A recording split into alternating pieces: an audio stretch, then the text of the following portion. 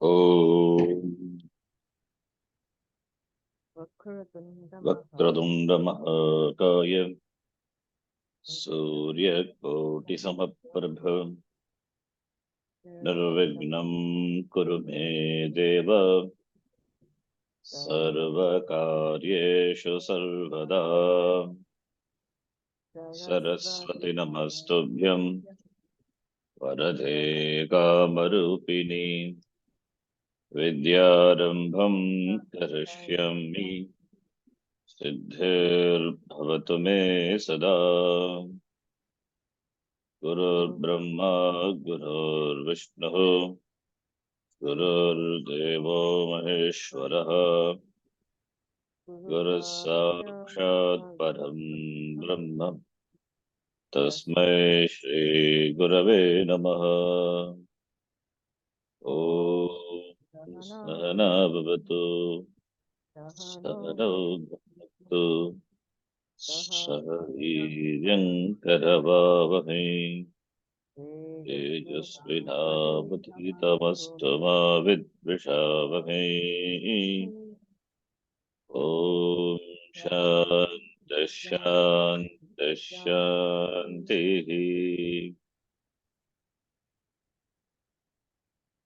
Om Shri Paramatmane Namaha Om Shri Paramatmane Namaha Atha Chaturthodhyayaha Atha Chaturtho Dhyayaha Shri Bhagavanuvacha Shri Bhagavanuvacha Shloka number 10 Vitaraga Bhaya Krodhaha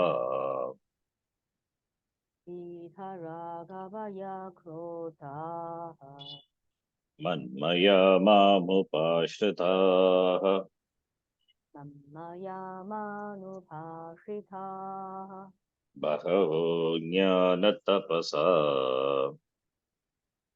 Bahavo Jnanatapasa Bhuta Madbhavamagataha. Udhamadbhavatamagataha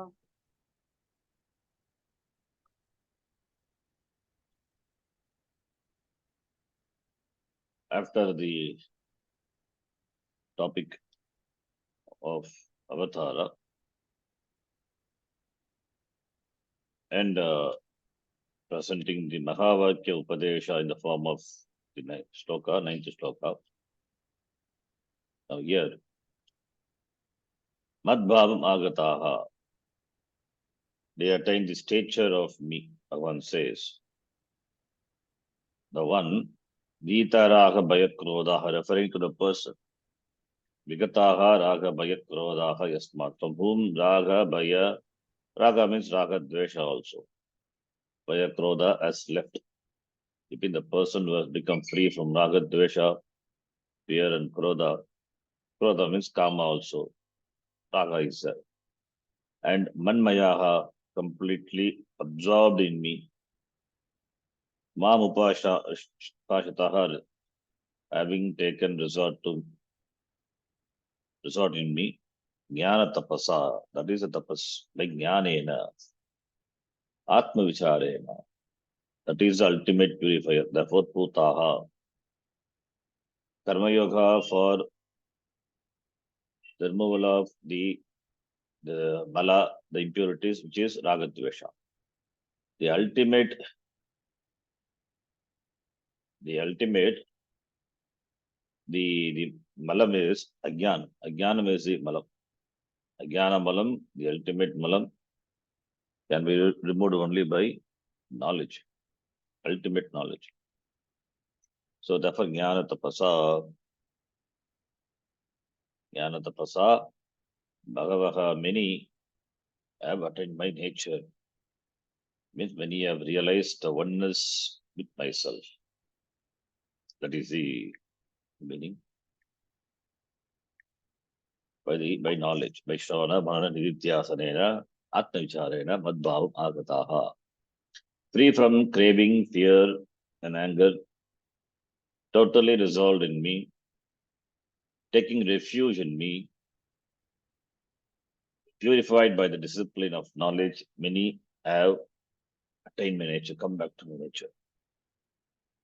We have seen that the one who knows Krishna in reality, there is no real birth, janma, or action, karma for the person. That is janma karma cha medibhyam. Evam yo veti tatmataha tyakta deha punarjanma naiti mameti sorjana iti. We have seen eighth shloka that is said here. So, who knows in reality the nature, the truth of the birth of the Lord, the Krishna, or karma, its action.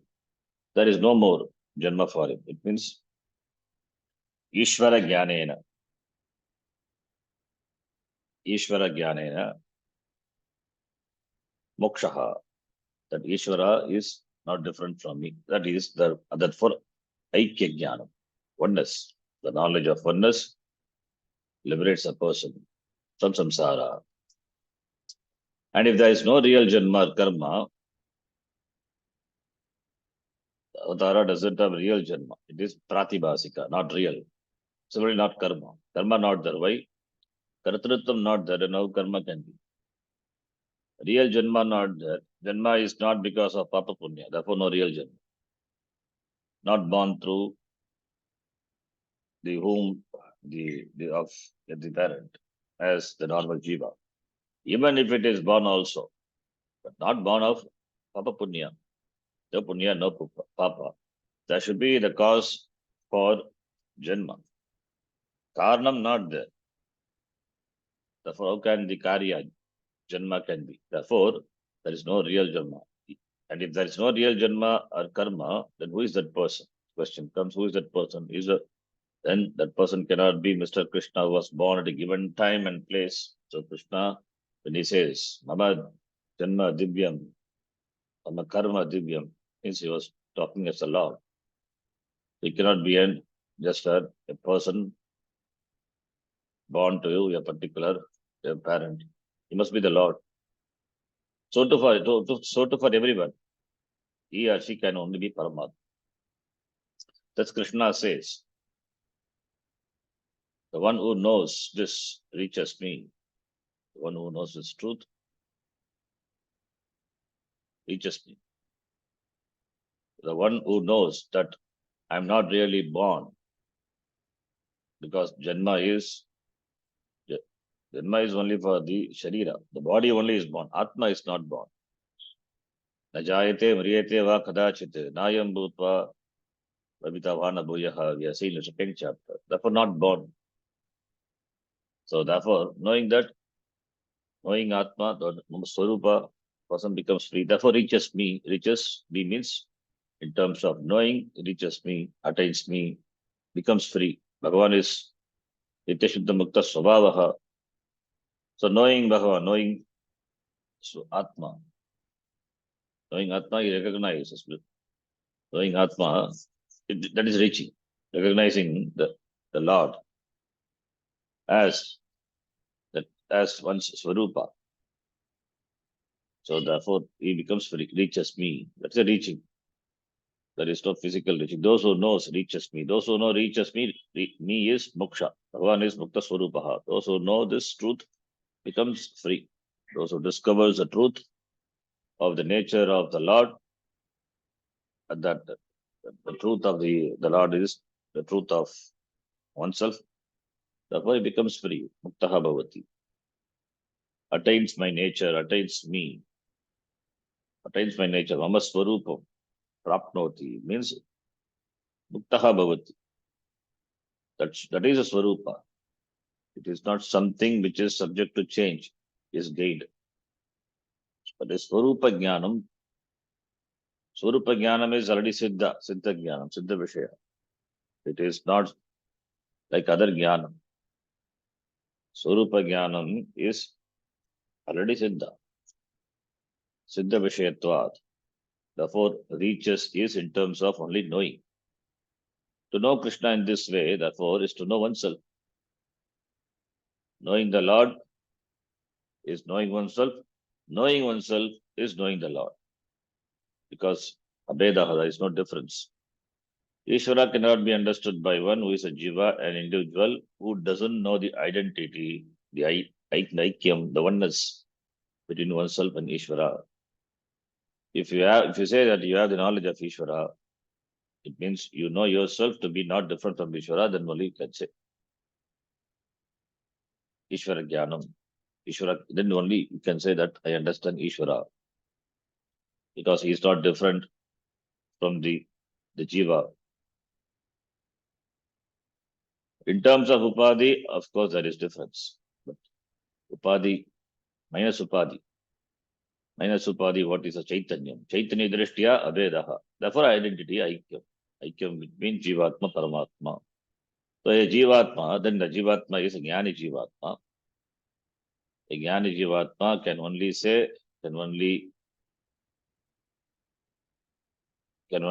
and enjoy the freedom, which is Siddha Vishaya, which is already an accomplished fact. Therefore, the limited individual is not going to know that which is all knowing, omniscient. The limited individual means the Ajnani Jiva cannot know. Cannot know the all knowing, omniscient. Even to spell the word omniscient is a problem. Therefore, that can be said is Ishvara's knowledge is not limited. All knowingness, the Sarvajnatvam can never be understood by Alpajna, one with limited knowledge. But Sarvajnatvam is only in relation to Alpajnatvam. Both limited knowledge and all knowledge are adjuncts. Adjuncts meaning upadhi. It refers to each other. The difference, the division between them being due to upadhi alone. Jivatma, Paramatma, that Veda is due to upadhi alone. Because of upadhi, Ishvara is Sarvajna, but it's Maya upadhi. Because of Sharir Manasangata, which is upadhi, a jiva is Alpajna. Krishna's statement here, only the one who knows the Paramatma reaches me, is to be understood in terms of the Paramatma not being separate from oneself. So that is not separate, never away. Bhagavan is away from oneself. Krishna had said this before and is merely confirming it here, picking up the topic of sorrow. Krishna already said this in the 9th shloka. So therefore, he just continuing. And this knowledge had been around since the beginning, Srishti, from the time of Srishti, Pura. And Krishna tells Arjuna, and people had always been reaching him in this manner by knowing. Reaching him means attaining the nature of the Lord, that is in terms of knowing. By knowing, Brahmavitta Brahmai Bhavavati. Reaching is within quote. That is by knowing. That is why reaching him in this manner, that is by knowing. Knowing, many have reached. Bhagavaha Jnana Tapasa. Purified by the knowledge, by knowledge. Jnanam is a tapas. Jnanam is the ultimate purifier because it removes the ultimate impurity, which is Ajnanam. Ajnanam is, the Veda Jnanam is Ajnanam. Jivatma Paramatma, the Veda Jnanam is Ajnanam. So that is removed by Jnanam. Therefore, Jnana Tapasa, many people had reached me. Meaning they had attained moksha. There was nothing new about it. Here again, Krishna says that any number of people have reached him. Bhagavaha, Madbhavam, Agataha. Madbhavam is Ishvara Bhavam. Ishvara Bhavam is the nature of the Lord is ever Muktaha, never bound. So therefore Madbhavam becomes free. Already free only. They think themselves to be bound, therefore samsari. Therefore they realize the samsaritvam of oneself. And why is that everyone doesn't reach him? There is no difficulty involved in reaching him, but first one has to recognize that he must be reached. And having recognized this, how is one going to reach if one is driven by one's craving, fears, and anger? Craving, fear, anger, all these are the mala, the obstacles, which strengthens the division, the difference between Jivatma and Paramatma. All these are the limitations. All these are due to the notion of limitations, the craving, longing. Longing for something means the person feels that he lacks something, therefore he longs. So due to lack, there is a craving. Due to the second thing, there is fear. And due to the second thing, influenced by, triggered by another thing, he becomes angry. So all these are because of ajnanam, veda jnanam, dvaita. So when there is dvaita jnanam, craving, fear, anger will be there. That when it is not there, then it is advaita. Vitaraga vaya krodaha. Craving has gone, fear has gone, there is no fear. Dvaita hi bhayam bhavati. Only when there is second thing, there is fear. When there is no second thing, and everything is myself, then there is no fear. What can cause fear? Towards whom you can be angry? Because there is everything is yourself. So therefore,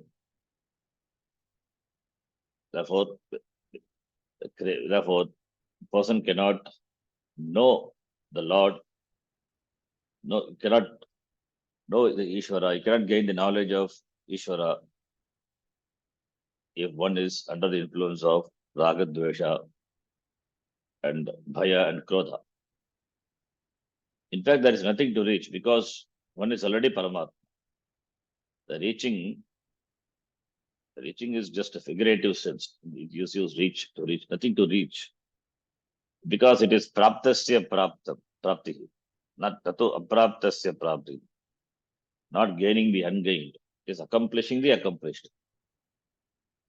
The question, therefore, is how far one's discerning power extends and what is that one is choosing. What is that one is choosing? What is that one wants? Dharmartha kama moksha is that. What is that purushartha one really wants? One really desperately chooses. In this verse, the people for whom the craving, fears, anger have gone away, vitaraha vaya krodaha, they are the people, referring to the people, they are described as those who have reached him in terms of knowledge. So when raga, vaya, krodha are not there, the knowledge is there, jnana tapasa, madbhavam agataha. The nature of fear. We have seen that raga is a craving for objects. Raga is the longing. Raga means dvesha also.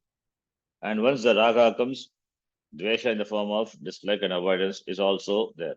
They are opposite and reverse of the same coin.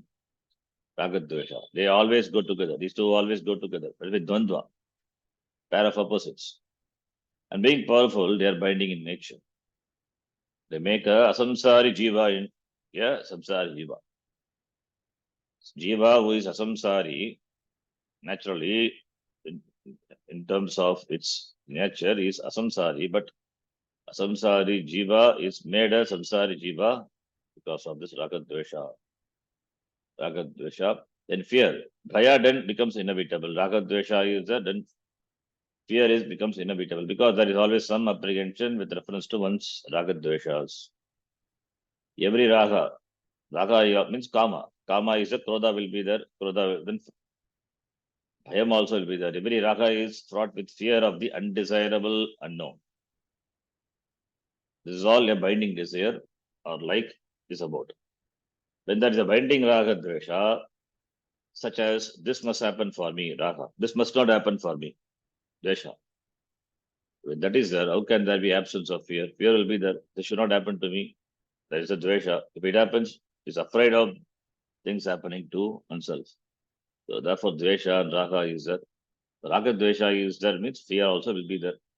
There's always a fear of things not happening according to one's expectations because raga implies expectation. Dvesha also implies expectation. Therefore, raga dvesha implies expectation. Therefore, fear is inevitable. Fear also will be there. And whenever there is expectation, there is a possibility of not being fulfilled. Raga is there. When it is not fulfilled, what happens is, when this happens, there is a sense of failure. Fear of failure will always be there because one is not omniscient. That things do not always go our way is very clear to us. So what we need to understand, therefore, is that fear of the undesirable unknown. Undesirable unknown. If it is undesirable, unknown, if it is known, then there is no fear. But jiva, being limited, being identified with the upadhi, therefore there is a fear of unknown, undesirable unknown. Ishvara doesn't have the fear of undesirable unknown because Ishvara is all knowledge. Whereas jiva is alpagyaha. He has got abhimana with the Sharira Mana Sangata, and desires are there which are binding. Therefore, there always will be the fear of the undesirable unknown. That will be there as long as we are driven by our raga dveshas. Ishvara doesn't have raga dvesha.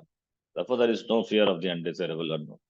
Jiva has raga dvesha. Therefore, there is fear of the undesirable unknown.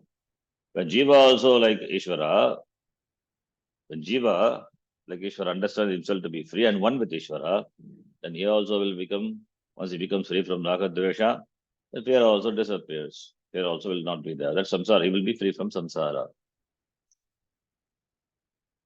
Then for them, that whole this samsara is like a dream. From the dream world, he wakes up. Then the nature of anger. Just as raga dveshas are fraught with fear, they are also fraught with anger, krodha. We have seen that before. Kama yeshaha, krodha yeshaha, rajo guna samudbhavaha. Kama, krodha, kama is it means krodha. Kama is nothing but, the krodha is nothing but a form of kama only. When kama, the desires are obstructed due to some cause, then it turns into krodha. Therefore, just as raga dveshas are fraught with fear, they are fraught with anger also, krodha. If raga is not fulfilled, raga meaning desire, so dvesha also. Desire is not fulfilled or something undesired happens. It turns into kama. Then it turns into krodha. That kama turns into anger against whatever is preventing the desire from being fulfilled. If the obstacle is another person, that someone is standing between you and what you want to accomplish, then your kama turns into krodha. If binding kama is not there, there is no krodha. So only when the kama is binding, there would be krodha. When the kama which is not binding, the desire which is not binding, unbinding desires are there, then there is no krodha. So Bhagavad doesn't say one should not have desire. Desires can be there, and that if it is unbinding, then you are free. Any number of unbinding desires one can have. That will not cause samsara. But when the desires are binding, when they bound a jiva, then he would be definitely subject to bhaya and krodha. But if you think a certain thing must happen and your life will become incomplete, and if it doesn't happen, you cannot avoid anger because your raga is binding. In the wake of the obstruction that is preventing you from fulfilling your raga, there cannot but be anger when your raga is binding. The kama itself turns into anger. Thus, krodha is also there when one's life is controlled by raga dvesha. Whereas when one lives a life of karma yoga, raga dveshas are neutralized. Raga dvesha takes care of the mala. This karma yoga takes care of the mala raga dvesha. So raga dvesha nivrityartam karma yoga. All these are mala. Raga dvesha, ajnanam, all these are mala. Like karma yoga, raga dveshas are handled. And the cause of samsara, which is ajnanam, it is by jnanam. So that is a karma, step by step. The raga dveshas are neutralized by living a life of karma yoga. Karma yoga, already elaborately discussed. Ishvararpana buddhi, that Ishvara prasada buddhi, the attitude. Karma yoga is the attitude, not just doing. The attitude of the person towards its dharma, towards its action, which implies the appreciation of the all-knowing, the Ishvara. So Ishvarartham karma kuru. So therefore, living a life of karma yoga implies the understanding of the awareness of the Ishvara, the knowledge of Ishvara. So raga dveshas are neutralized. Then by paying attention to his or her raga dvesha with the right attitude, a person becomes Vitaraga Bhayat Krodha, meaning one is relatively free from desire, fear, and anger. These are the people Krishna is discussing here when he says, they become one with me, Manmayaha Bhavanti. These are the people who have the vision of Ishvara as essentially non-separate from Jiva. People who have the vision of Ishvara as non-separate. The separation, the differentiation, the division is notional, essentially non-different. Superficially, that is different. Superficial difference due to Mithya Upadhi. Essential oneness, that is the truth. The vision of non-difference, Abheda Jnanam, Advaita Jnanam, between Ishvara and Jiva. There is no real difference between Jiva and Ishvara. Why we say? Because the difference, any seeming difference being brought about by Upadhi or by Upadhi. Jivasya Sharira Upadhi, Ishvarasya Maya Upadhi. And Upadhis are Mithya. And therefore Mithya. Mithya is, the Upadhi doesn't exist on its own. It has a dependence on Upadhi, which is Asat, which has dependent existence, which is dependent on Atma. So, therefore, Chaitanyam, therefore, the Swarupa of Ishvara is Chaitanyam, and Swarupa Jiva also being Chaitanyam, and Upadhi being Mithya, subject to change, comes and goes. Therefore, Swarupataha, there is no difference. Since the difference is Mithya, therefore only we discount the Upadhi. Non-difference is Satyam, which is all that counts. So, any number of Mithya be there, but that is not counted, it is like zero. So, what is there is only Satya, Satya Atma. So, Ishvara is Chaitanyam. Jiva is also Chaitanyam. Chaitanya Drishtya, Paramatika Drishtya, Chaitanya Drishtya, Avedaha, the non-difference. This vision of non-difference is Aveda Buddhi, Aveda Jnanam. Aveda Buddhi means Jnanam, Aveda Buddhi, Aveda Jnanam. The vision of the identity of Jiveshwara. Jiva and Ishvara are one. Reflected in the statement, you are that Tat Tvam Asi Mahavakya. Mahavakya Tat Tvam Asi, you are that. You and that. They are both in Pratama Vibhakti. Tat Tvam Asi. Tat and Tvam are in Pratama Vibhakti. Subjective complement. You are that. Means same. Both are same. You are that. Subjective complement. Means not different. Non-difference. So it's made clear by further analysis by Mananam and Nididhyasanam. Shastram reveals this oneness. And further Mananam and Nididhyasanam is done to assimilate this Jnanam completely. So those people, that is what Jnana Tapasa, Jnana Tapas. This is what Jnana Tapas. Shastra Vicharaha. Shastra Vichara is Jnana Tapas. That is why it's called Jnana Yajna. Classes are called Gita Yajna, Jnana Yajna. It's a Yajna. So those people in whom this vision is clear, they are referred to as Mamupashitaha. They have resorted, they have resolved into Parameshwara alone. Mam Upashitaha. Resolved. The resolution in terms of knowing only, knowledge only. For them, there is no longer a mistaken notion that Jiva is separate from Parameshwara. No alienation, no difference. The self is Paramatma. The one who has no doubt whatsoever with reference to the particular vision is called Puta. Puta means Shuddhaha, purified, absolutely pure. Putaha. Puta is purified. In such people, there is not even a dash of impurity. Because the self, being Paramatma, is always pure. Impurity is Ajnanam. No Ajnanam left out. Ajnanam completely gone. The self is not rendered impure. Therefore, when Ajnanam is gone, the Atma reveals itself. It is pure, Shuddhaha, always Shuddhaha. Always Shuddha. In fact, Ajnanam cannot touch the Atma. It is as though covering. If the self has something that had to be rendered pure, then some impurity would always be there. Some impurity always would be there. If Atma is impure, it is made pure. Then again Atma is subject to impurity. It is already pure, ever pure. The impure Atma cannot be made impure. Therefore, what is this impurity? It is a notional impurity, not real impurity. It is superimposed impurity. Adhyasta impurity. Ajnanam is adhyasta. Therefore, only it can be removed. Once it is removed, again it will not come. There is no reverse process. So how do these people become pure? By the purifying fire of knowledge. Puta, purifier. Puta is purified, purification.